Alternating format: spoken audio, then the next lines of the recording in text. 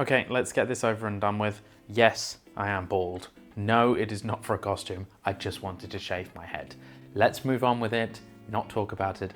Anyway, on with the video. Hello and welcome back to Blues Armory, where today we're doing another Red Hood update because there are some big things happening with it. Let's go. So it's been a couple of weeks since we did a Red Hood update, and that's because I've been waiting for some things to come and also been just tinkering away on other things. So what should we talk about first? Let's talk about the biggest piece that arrived, and I think arrived like a couple hours after I shot the last Red Hood update. So that was annoying. It is the neck seal. The neck seal is here. I'm looking at it right now. It is so cool. So I thought one of the biggest drawbacks of my original Red Hood costume that I did many years ago was the fact that I just had this gap here from where the suit finishes and up to the helmet or the mask. It just looks a bit odd. So this time I wanted to go with a neck seal, and I'm more confident in picking up different pieces and trusting other vendors. So I was looking around for a decent neck seal, one that, you know, a lot of the neck seals are very Batman focused. This one was a little bit more generic, which I really like. So I got one from Shadow Studio FX, who are a fantastic shop full of what seems like absolutely incredible makers, because they produced this. This thing is beautiful. It's got all this cool muscle texture and indentation through there. It really, really bulks out my shoulders. It really just adds to the silhouette of Red Hood, and then paired with the helmet on top, it looks really, really cool. It is flawless as a piece. The only gripe I have is there's a little bit of a rough texture right on the back, which I will try and get some B-roll of.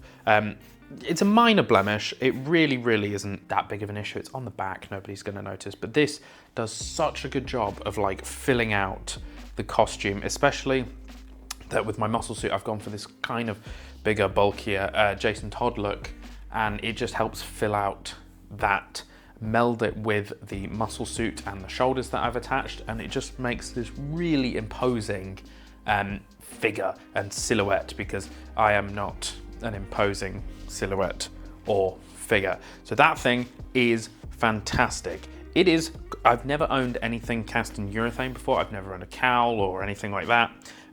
It's quite a challenge to get on, but if you can't get it on, you could always just wear it as a hat. I don't know why I did this. I was gonna try and put it on, but well, let's see. I don't want to tear it, so I'll tell you what, this is a little bit easier when I've got no hair. Okay, let's hope that doesn't interfere with the microphone too much, but there you go.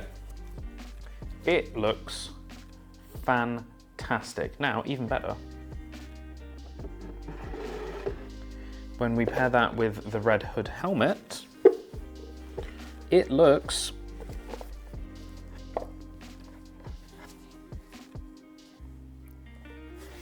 I think it looks pretty cool. I guess I just keep this on now for while we're talking. Getting it off is worse.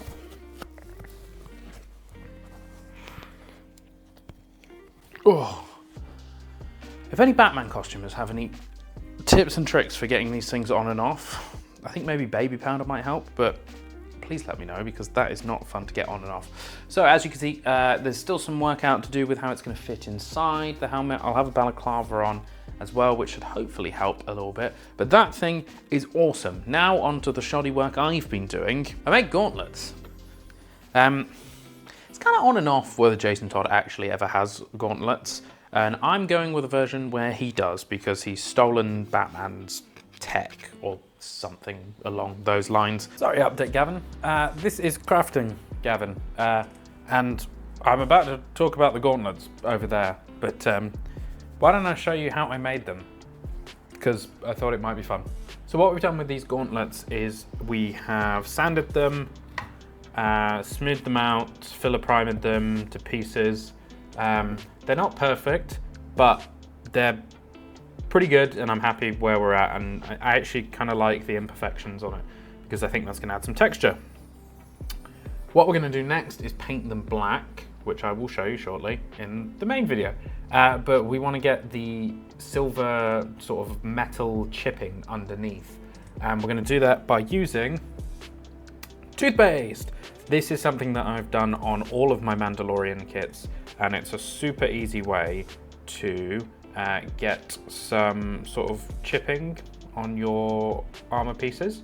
Some people use liquid latex, but liquid latex is expensive for us to buy here. So instead, I use toothpaste because toothpaste is really cheap. So what we're going to do is we're going to take a little bit of toothpaste, and you can wear gloves or do this with a paintbrush or toothpick or whatever. I do it with my finger.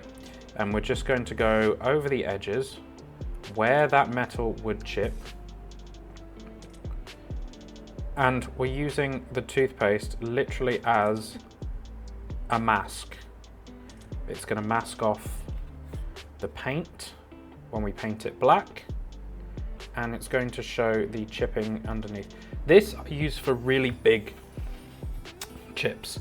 For smaller stuff, I'll go at it with a file and some sandpaper to get some accurate weathering like that. But for big, you know, chips in the paint, I will use the toothpaste technique because it works really well. Definitely going to get it on the fins because that's where a lot of the damage would be. You're basically looking to where would the highest points of damage be, and that's going to be definitely on the corners where you would clip things, the impact points, anything that's going to be rubbing on something. So, you know, right on the edge where Jason Todd has the jacket, that's going to rub quite a lot, and you'll eventually, after years of use, you would rub paint off and it would show the bare metal underneath. And then obviously the fins are going to be used for fighting and things, so they're going to be quite heavily damaged. So you want to get a lot of toothpaste on there. So what we're going to do is you do this over all of the pieces and then you spray it black, and I'll show you what happens when you finish it. Let's get to toothpasting.